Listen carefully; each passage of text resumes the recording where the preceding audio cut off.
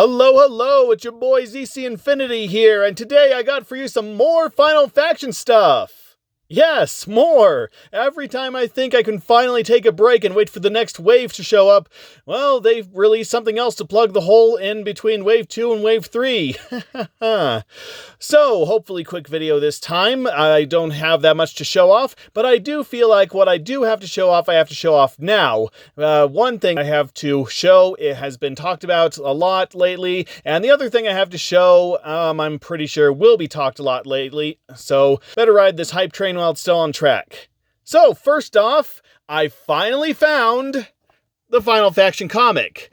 Yeah, this was a pain and a half to look for. These are only at like select Dollar Tree stores. I have no idea which stores decide to stock these things, but I had to go to one that was about an hour away from me. Yeah, I was out there on a business trip and I finally found a Dollar Tree that stocked these. I did find another one about 20 miles away from me that I don't usually go to that also had these in stock, but by that point I finally had my own copy, so here we go.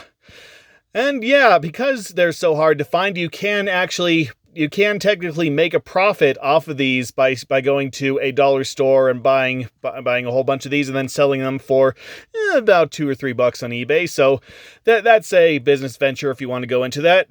Me, I've already gotten burned trying something like that, so I'm not going to go into that. Let's see. Let's get this upright. Hopefully I have enough room. But yes, this is the long-awaited Final Faction comic. First Impact, number 1, the origin story. They are not lying, this is indeed the origin story for the team. Kinda, sorta. It's a very rushed origin story, in my opinion. A bit of a few pacing issues. I mean, first they have to introduce about 6 of the Final Faction team members, and then they have to show them getting into a team, and then they have to show them in their first conflict with the Karn. So, and they have to do all this in about 20 pages. So, as you can imagine, there is a lot of pacing issues with this comic, but it's not a bad read. In fact, I'd argue that it's very, just like the figures are very reminiscent of those late 80s, early 90s G.I. Joe figures, this is very reminiscent of those sort of tie-in comics that like Marvel and Hasbro and not Marvel. Marvel probably put the comics out, but Mattel, that's what I was trying to say. Yeah, these are the kind of comics that you'd find bundled with toys from Mattel and Hasbro and that sort of thing back in the 80s and 90s. I mean, of course, I wasn't born then, but I do still recognize the aesthetics, and I do still recognize the promotion of what they did. They technically kind of do that nowadays, too. I have seen some DC superhero action figures being sold at Walmart that are bundled with comics, but those comics are comics you can buy on their own as well, whereas these comics, they were more like mini comics and they were bundled with action figures, and that was the only way you could get the comics. Now, obviously, this is not bundled with figures over at Dollar Tree, though it could be, and they could do that at some point, who knows, but this does still have that aesthetic. It has a very, as you can tell from the comic, it's a very action pose front cover, which is very much what they did back then, and the artwork is very sketchy. It doesn't look like it was drawn on a computer. It does look like it was drawn by hand. In fact, let's just open it a little bit here. Yeah, I'm not going to show you the entire comic for copyright reasons. Even for $1 comic, I'm pretty sure I could get in trouble if I showed off the whole thing. But yeah, as you can tell, it's very sketchy, very the colors are muted. It's quite good. Quite good artwork, even if some of the poses are a little rubber and off model, but yeah, you know, and it's actually a quite good story in my opinion. Like I said, there are pacing issues, but it does set the tone for the show and for the franchise, I should say. It actually has a slightly darker tone than the shorts. I mean, the shorts are very goofy, they're very anti-violent, the leader Steadfast is always baking, and they're always cracking jokes, so they have a bit of that in here as well, but it's actually quite There's a bit of a body count in this comic, is what I'm trying to say. They don't show anyone dying, but it is quite obvious that people do die. That people and aliens are dying, and they show the origin of Steadfast, how he got his robotic limbs and such. So that should give you an idea of what kind of tone they're going for. I like it. I like the slightly dark tone, how it's kind of extreme, but it's not that extreme. It's not super ultra violent, but it does set a serious tone for, oh, these aliens are coming to Earth and they're going to steal all our resources, and that's the actual thing we have to focus on, not polar bear families being kidnapped and such. So yeah, really good, and not a bad read. Not a bad, especially for the price. I mean, $1.25 for a 20-page comic. Now, nowadays, that's like Marvel and DC are selling their comics for what, $5-6? And you get maybe 30 pages, but 10 of those are ads. So yeah, $1.25 for a good story with some good artwork, and yeah, how can you go wrong? And eventually we will get an issue 2 if this back cover is any indication. Really excited for that. I will be looking for that whenever it shows up. When it shows up, I don't know when it's going to show up though, because this is issue 1 and it says February 2022, which probably means it was made before February 2022. So I don't know, might take another 6 months to a year for the next one to show up. And on the back of the front cover here, you can see all the different toy lines that they have released at this time. We got the Alpha Team 1 and the accessories, the Karn and their accessories, and then the Series 2 and the Karn. And I believe I have all of these. I believe that I have everything they're showing on this checklist. Except for the Scope plus Arrow ATV, which from what I just learned is a repaint. It's a limited chase figure of the figure and the vehicle, so I do have to keep an eye out for that. But from what I understand, it's not sold in stores. It was a very limited release around the holiday season last year, only sold at Family Dollar. And that was before I was actively looking for these figures around then, so I don't know. Maybe I'll find one of those on eBay. Maybe I'll have it for you for the next Final Faction video, or the next Final Faction Wave video. I'm hoping that they release a whole new wave of figures before I have to make another one of these videos. But yeah, if you like Final Faction, then this comic's for you. What else can I say? And now I'm going to show you my absolute favorite panel in this entire comic. There it is. And that is the first thing. Now, everyone has probably already seen that first thing. But for you, I have something that I'm pretty sure nobody has featured yet. It is something that I did not know exists. Well, of course, I barely know that any of these things exist. Every time I go into Dollar Tree, I just find new stuff that I never knew existed. I mean, those knockoff figures kind of caught me by surprise, of course, which I have been informed aren't quite knockoffs of Final Faction. They're more similar to those Mars figures that sometimes appears at Dollar Tree, but is also seen at Walmart and such. So they're more clones of that, but it is obvious what they're going for with these figures. So I'm still considering these Final Faction knockoffs. Anyway, recently I went into a local Dollar Tree, not expecting to find anything more from Final Faction, and I found more. Yes, yes, this set that's trying to invoke an 80s, 90s aesthetic is following in the tradition of modern collectibles, where they make limited edition versions of certain figures, just limited edition chase variants, differently colored figures. And I never got that. I mean, when you put them in a blind bag or something, say, oh, this is that limited edition thing that you could get in this bag, then I can understand that. I can understand something like that. But when you can see that they're the limited edition figures, when they're just put in a plastic bubble like this, you know, Kid Robot does that, Funko does that, then I don't get the point, because isn't the idea for a limited edition that you have to, that they're trying to get you to buy all sorts of bags in the in the hope that you get one of those limited edition things and not that you just go to a store and find them.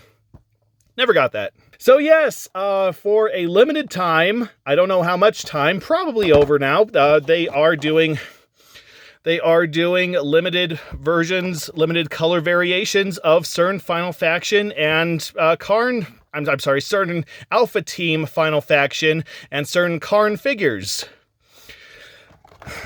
So for the Final Faction side of things, for the Alpha Team side of things, they are doing a sort of black and gold mold. This is the automated drone P-131 that I did feature in a previous video. I don't remember what they did in the shorts, if anything. I think they were just like in the background of the first video, and they didn't do anything. They just kind of wandered around and got destroyed. I could be wrong. I did check the videos right before I made this video, but I still don't remember them doing anything. But anyway, here's the original figure. Here's the normal figure that you can get.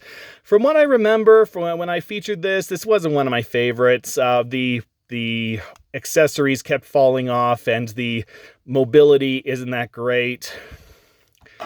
So hey, let's take a crappy figure and paint it gold. That just seems to be the mindset of them, whoever was behind this.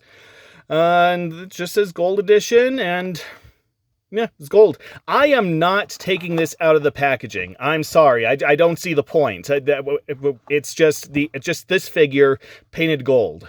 So why do I need to take it out of the packaging to get the point across? You see everything you can do with the figure in this figure already. So yeah, I think that covers it. On the back here, yeah, it's pretty much the exact same thing as the regular card, except, of course, all the characters are gold. I don't know if all the characters have been released as gold or if it's just certain characters. This was the only one I found at that store. And foolishly, I didn't know that they were only doing these for a certain amount of time. Otherwise, I would have bought the whole lot. But no, I just bought the individual figures, the ones that I could find, and then I went back there a week later and they were gone. And I searched every single other Dollar Tree I could find within a reasonable radius. I couldn't find any more like this. So I hope that I found what I needed. I hope that I found the entire line. Probably didn't. But I do have this one, and hopefully if I keep a mint in the package, then 5-10 years, it'll probably buy me a solid gold Humvee. Who knows? Now for the Karn, let's get that out of the way. Now for the Karn, they're going for a greenish black color variant, and it's called Venom Limited Edition. It kind of does look like if the Karn were Venomized. I mean, if you just switched out the green with white, then yeah, this could be Venomized. So this is, let's see, where did I put that? Here it is. So this, of course, is Diabol, the general, and my favorite figure of the Final Faction so far. Except he's the poisonous edition. Ooh, toxic.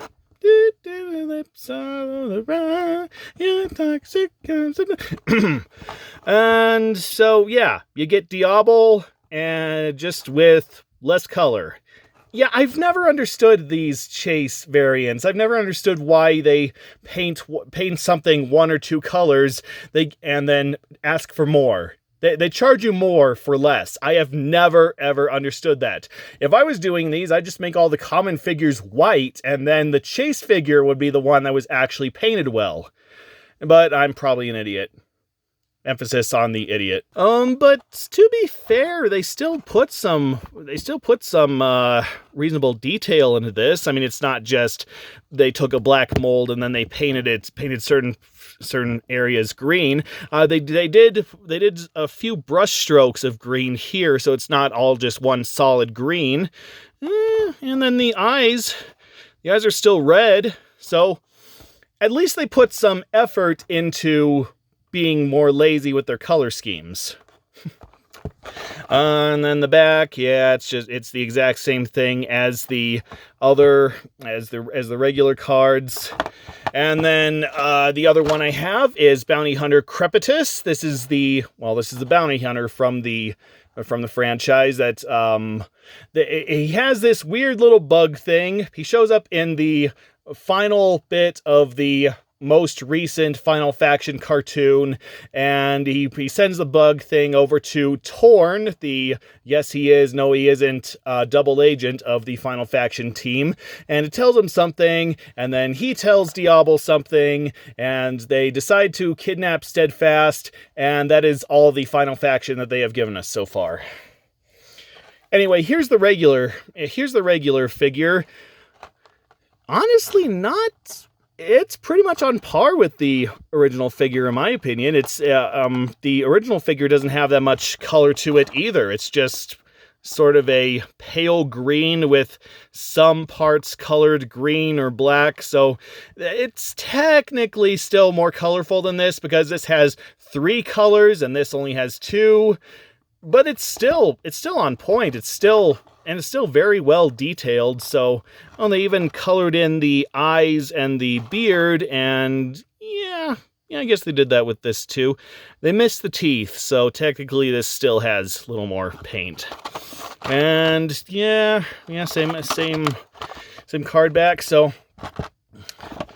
there you go. That is what they are currently, or at least what I last saw them doing at Dollar Tree right now.